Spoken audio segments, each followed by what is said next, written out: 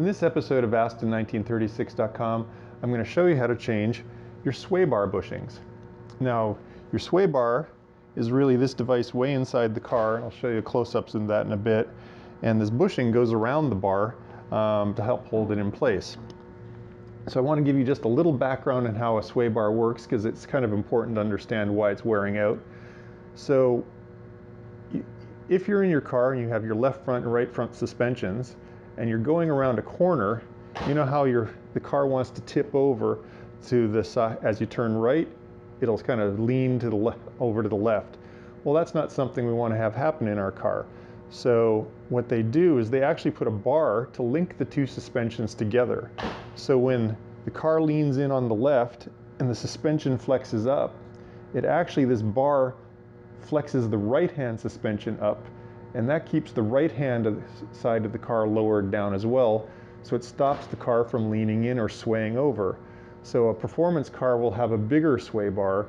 So the bigger the bar, the stiffer it is, the more energy it transfers to the opposite suspension and keeps the car flatter. So as a result, our Aston Martins have a huge sway bar in the front of them.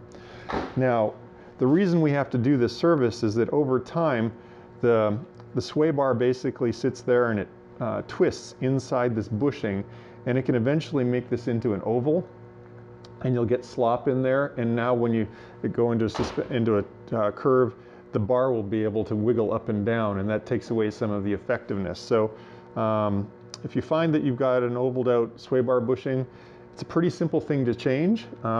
It's just basically a split bushing. We have to take off the brackets, 2 bolts, slide the new bushing on, and I'll show you how to do that in a minute. Now to get ready to do that, I've done a bunch of work already. In this particular case, I've jacked the car up, I've removed the road wheel, I've even removed the inner wheel arch liner, which isn't strictly necessary, but I happen to be doing my annual service right now. And we've removed the under tray, and that's really what's important, because to access the brackets for the sway bar, you have to have the under tray off. So you could skip doing all this, leave the wheels on if you have a way to get the under tray off, and just get to those brackets at the front. So let's get on with the process. To know if you need to change your sway bar bushings helps to know what you should look for when you inspect them to see if they're worn. So basically, if a sway bar wears, it's going to show up in unwanted movement in the bar relating to the bushing. Now the bushing should be gripping the bar absolutely all the way around. There shouldn't be any signs of ovaling or wear. And another thing you can do is take your big frickin' screwdriver, get it perched in onto the subframe here on the front, and give the sway bar a solid little push. You don't want to bend the sway bar, but honestly, that's a solid piece of steel, so you're not likely going to be able to do that. So give it a pretty good reef, and you want to look for any sort of play and movement in this joint. So if you see anything going on in there, it's probably some cheap insurance to change this thing out, because it's rubber, and over time with all the heat and everything else, it starts to get soft. So if you see any sort of give in this rubber bush at all, go ahead and swap it out. The parts to replace the sway bar bushings are pretty straightforward. You literally just need to order a 2-pack of front stabilizer bar bushings. If you check out the companion blog article, I'm going to include links to where you can buy them and what they cost there. You'll notice there's these little tabs on them as well, and they're just a split bushing that you can basically slip over the bar while it's still in place. You don't need too many tools to inspect and change your front sway bar bushings.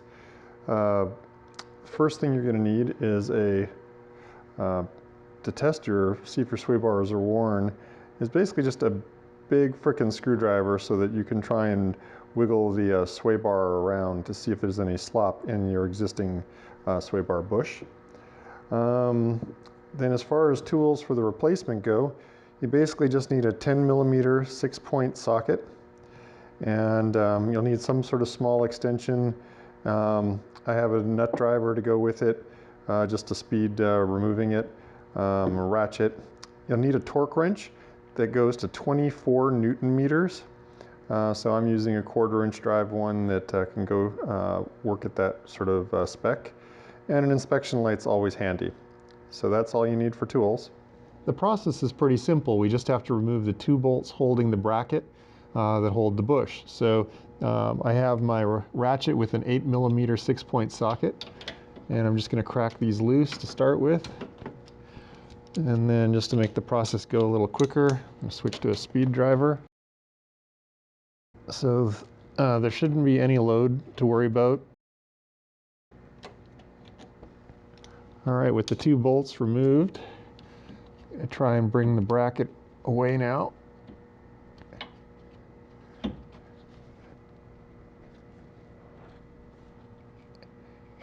There we go. And we can see that there's a tab here on the bushing that's on the bottom side, so I'm going to maintain that. So I'm going to pull out my old unit, and you can also see there's a ridge here on the sway bar itself, so I don't want to mix up my old and my new ones. I'm going to put that way out of the scene. I'm just going to grab my microfiber and give this a quick wipe down. So I'm grabbing my new bushing, and I'm going to pre-fit it over the bar in place, and then just wiggle this loosely into place first. So I've got the tabs at the bottom, and I'm going to grab the camera real quick just to give you a view from the other side. I'm right with the bushing up against the side of the sway bar ridge here. So I slid it right over to the edge of that. And Mr. Camera Guy. So I'm going to just finger start the bolts.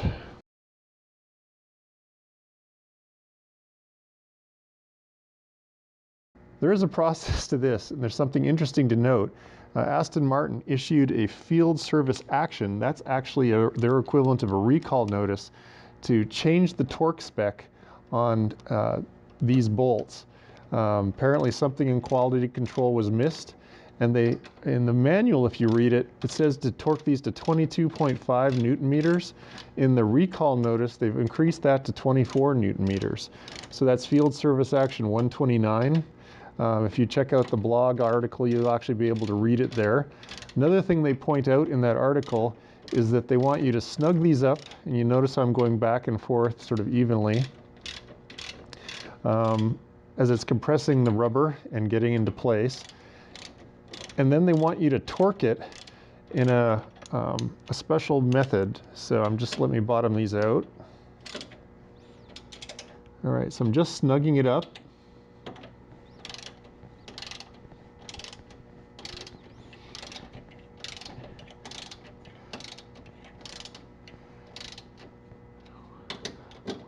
Waiting for the bracket to bottom out. Almost there. Okay, so I have my torque wrench set to 24 Newton meters, and they want you to torque either one of the bolts first to 24. They want you to torque the second one to 24, and they want you to go back and check the torque on the first one again is still at 24 because of the way the rubber compresses, and check the second one again. And that's it. So we've got this one's all changed. All we have to do now is repeat the process on the second one. All right, well, we've got our sway bar bushings replaced. Now you can finish up some of the details. You have to basically put your under tray back on. And for me, I've got to put my arch liner back in place, my wheel back on, retorque it, and lower the car back down. And you can check out all my other videos that show you how to do that. Up here, you can actually see my video on how to reinstall the under tray. Down here, you can actually see the companion blog article that writes up all the details I've just described here, including the torque specs and things, including where to buy the parts as well. If you like these videos, please subscribe, and you'll get notice when the new ones come out. And as always, I enjoy hearing your comments, so please leave those down below. Thanks for watching.